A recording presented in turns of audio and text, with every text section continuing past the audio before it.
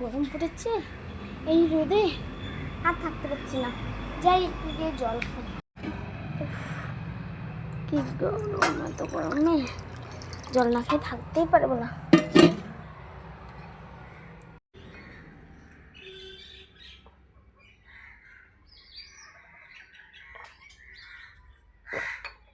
আচ্ছা, আইডিয়া, এই গরমে শরবত বানালে কিরকম হয়?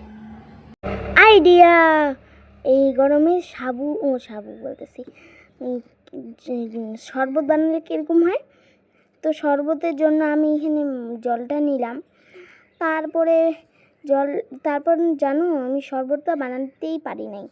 শরবতের জলটার মধ্যে ধুলো বালি পড়েছিল। আমি লেবুটা আনতে আনতে তখন দেখতেছি এত ধুলো পড়ছে, আর মাথাটা গেছে গরম হয়ে। দেখো এখানে পড়েই গেল, মানে উল্টো দেখা যাচ্ছে, যেহেতু উল্টো ক্যামেরা নিয়ে। চলো তোমাদেরকে দেখাই, এটাকে কেটে নিই। তারপরে এখানে শুকনো লঙ্কা নিলাম আর লেবু মাখা করেছি। শুকনো লঙ্কা আর লবণ দিয়ে লেবুটা মাখা মাখা করলাম। কি সুন্দর দেখতে না হচ্ছে না? আর খেতে একটু তিতো তিতো লাগছিল, মানে ওর খোসাগুলা না, তার পাশে যে খোসাগুলো আছে সেগুলা। এই যে কিছু ফটো শেয়ার করতেছি তোমাদের সাথে, দেখো কি সুন্দর সুন্দর ফটোগুলা। আমার কিন্তু খুবই ভালো লেগেছে, খেতেও খুব অসাধারণ ছিল।